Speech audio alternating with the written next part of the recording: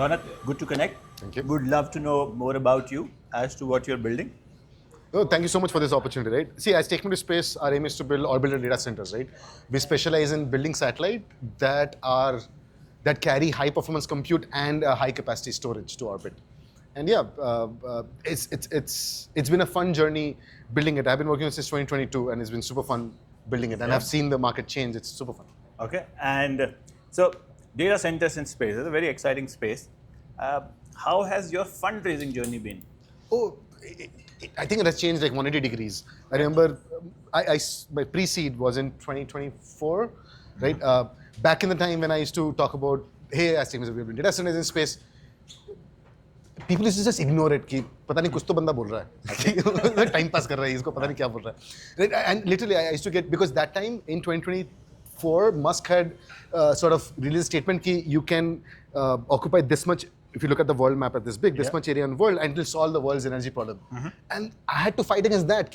Why a data center should be put in space and not, it should not be scaling terrestrially, right? And today, if you look at last year November, when sort of Musk announced that he's going after orbital data centers, he's going to put 1 million satellites.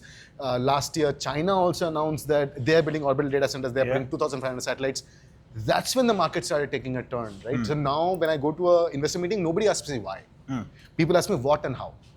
So like in my slides, describe your problem statement. वो हटा दिया, delete हो गया मेरे slide से. So which means you're getting a lot of interest from VCs. Oh yeah. But there's a catch. So there is interest, but there's also educate me वाला interest. Yeah. कि लोग समझ नहीं आते कि कर क्या रहे हो, इसमें धंधा कैसे होता है, customer कौन है, use case क्या है. So it's a lot of educational. Recently heard that you're working with SpaceX as well. Yeah, as a launch partner, yes. Yeah. So if you look at our first two missions were with ISRO. We're an Indian company, so ISRO is a great platform. First two missions were with ISRO. The third one, MOI-1, we were on PSL 662, but unfortunately the rocket did not make it to orbit. Now the same satellite, we are flying it on Falcon 9 in October. And the team is, you are here, the team is in Netherlands currently now. What is happening? Yeah, so see, what we are building is, of course, data centers, but then our goal is to also ensure that at every step we take, like we want to go from 200 watts to 5 kilowatt to 50 kilowatt and then to a megawatt or a gigawatt level, right? So at every stage, our focus is to unlock markets where customers see value in that much capacity in orbit. Okay. Right? And that's why we were in Netherlands, because there's a geospatial conference. So today, if you look at with few hundred watts, I really can't call myself a data center, right? I can't do massive LLM training or massive data storage. But what I can do is in-orbit inferencing for the GIS industry. Like as the satellite passes by, it can capture the data, do the compute, and directly give you the results. Oh. So for mission critical sort of things? For customers who have very large area of interest, or for the customer who is mission critical and time sensitive decision making. So what kind of potential customers do you see? So for example, let's say a potato chips company, I'll not name them, they today spend $80,000 a week to monitor 5,000 hectares of potato farms. Because आपको per square kilometer के हिसाब से you buy the data, right? Now, imagine you're a business analyst. You don't look at the picture ever. All you see is my crop healthy है कि नहीं है. Correct. Whenever you find the crop is unhealthy, then you might want to look at the picture.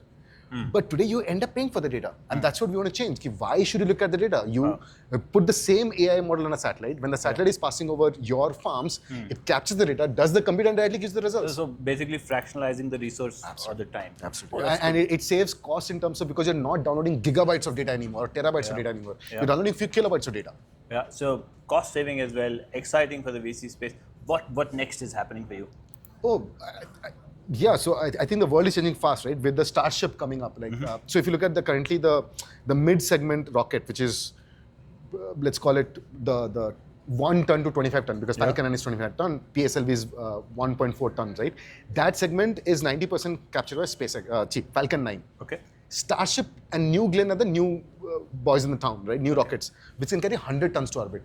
That is going to be the game changer. That is when business like data center in space, manufacturing in orbit, pharmacy in orbit, any deep, we call it the deep space economy. The deep space economy unlocks only when you have such big rockets, because the launch cost today is at $7,000 per kg. It's going to fall down to $500 per kg. Wow. In fact, the rumors, the hearsay is, it will not be per kg anymore, because you have suddenly a rocket which can carry 100 tons to orbit, and it's a 9-meter wide fairing. So it's volumetric then.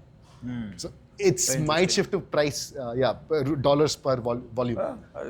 Kind of So similar that to is and that's what the race is, because Starship already went orbital. New Glenn is already gone orbital, but they have not become Falcon 9. They're not going every week. Our guess is that is going to happen very soon in the next 5 years. So how do we can't be building ODCs when that happens, right? We got to be ready to scale when the Starship is ready or a New Glenn is ready to carry, let's say, 1 megawatt to orbit. Basically scale at the time. That Yes. So hence that's our aim. By 2029, we go to have 50 kilowatt satellite in orbit. Oh, that's really good.